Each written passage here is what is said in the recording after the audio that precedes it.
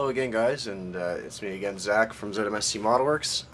So today is going to kind of be a little bit interesting, more of kind of like a test and a how-to tutorial.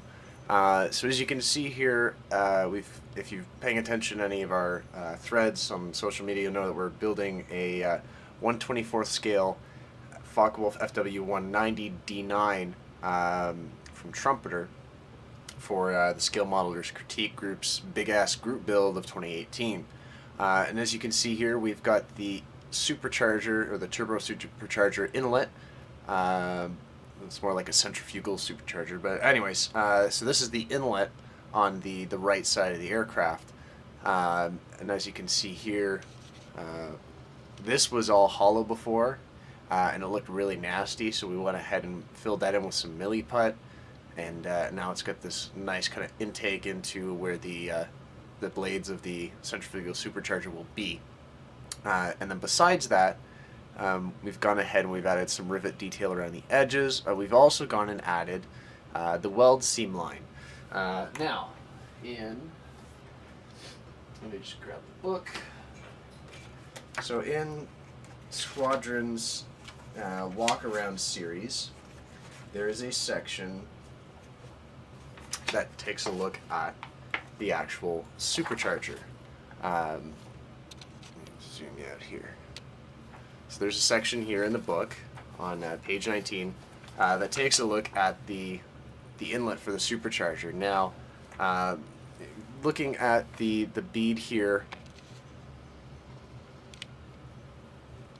you can tell it's quite prominent and it stands out a lot, compared to this sort of flat bead that's going on here. You can kind of see it faintly around the edge, and then up top here, running along there.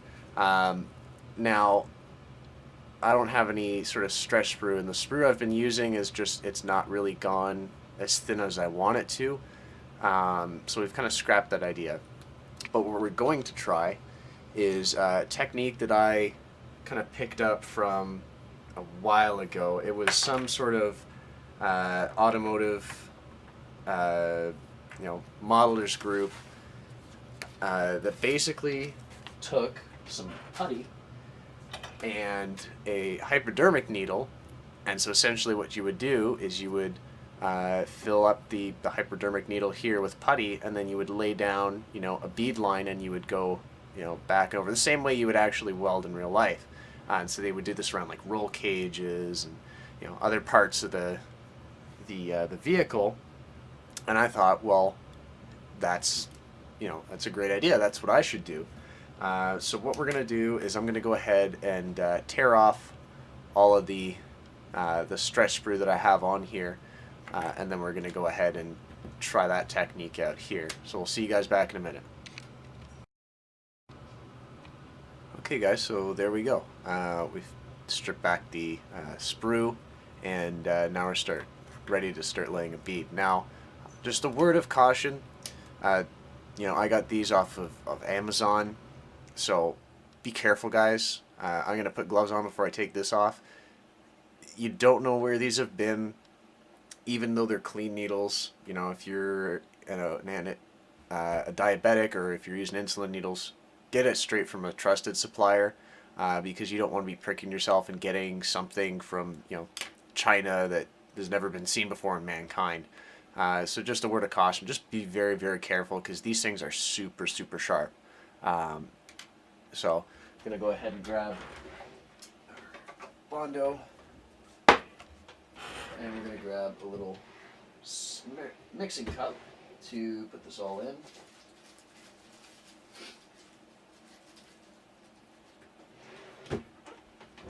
Okay, we've got a little tattoo ink cup here, and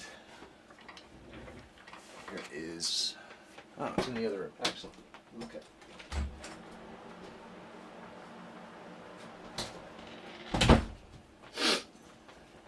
And we've got our lacquer thinner.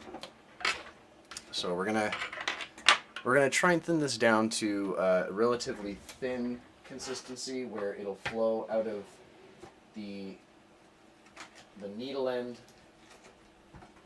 but it won't jam it up. Now I got like a pack of 60 of these things, so we're pretty much good for, you know, trial and error. This is just gonna be for our lacquer thinner, so we'll start doing that now. I gotta get a little scooper here. I'm just gonna start with a little small amount.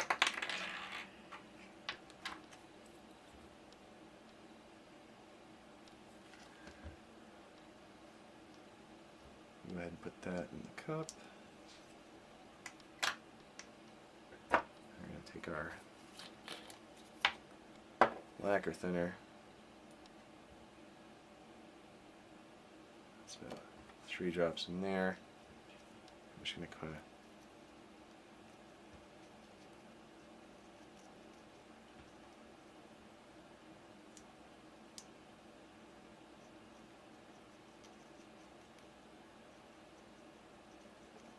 so I'd say that was about a thumb or a pinky nail full of thinner, or sorry, the Bondo, and about 3 kind of tiny drops of the thinner. Again, it's going to be a kind of ratio that you'll have to play with, so just play around with it and see what you know, what works best, because obviously there's different gauges of needles, so there's different sizes that you can get, so you could, you know, play around with different bead sizes, you know, depending on the scale or what. I don't remember what you know, gauge of this needle was, but it's relatively small and it appears in scale, so I'm just gonna kind of go with it here. So I'm closing everything up, and I'm gonna grab some gloves.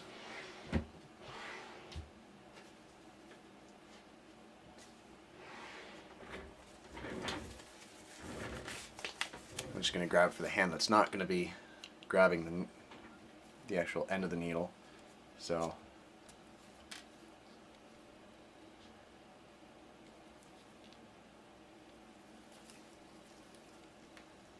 pull the plunger out, and then we're just going to load this guy up. So again, be very careful. You know, I'm kind of holding it away from the needle, away from myself.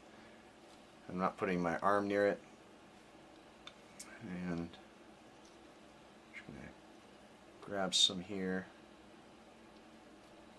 and put it into the nozzle end.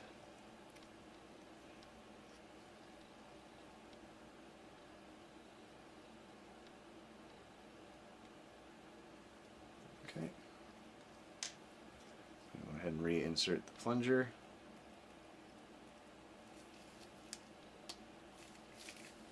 Okay.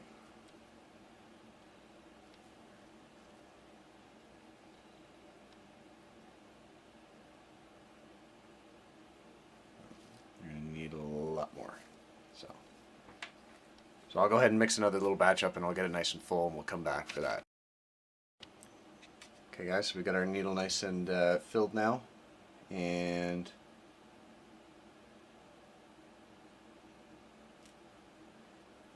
I'm going to go ahead and start laying the bead. Now I've got a nice solid base to kind of work with here. It's nice and sturdy and stable, and then this way I've got the best chance of holding it straight and getting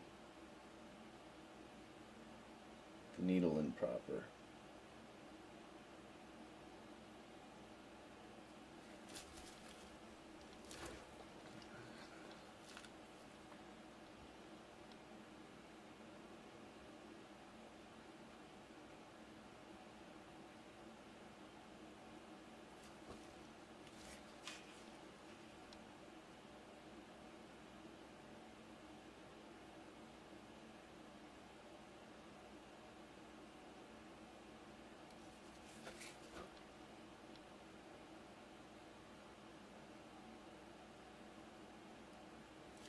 If I don't like it, then I can pull it off.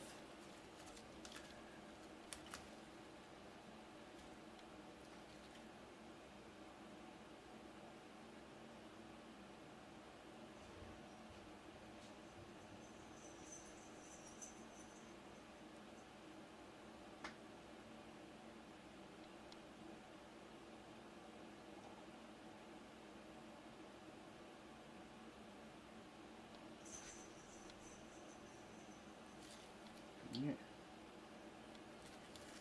There we go. And I can just kind of come in here and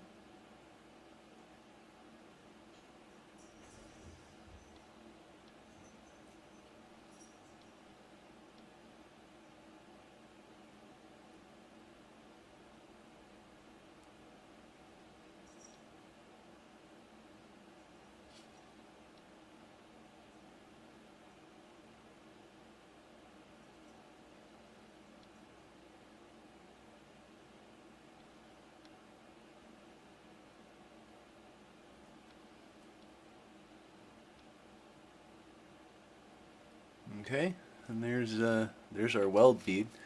And you know, it's not completely straight, and there's parts that are thicker than the others.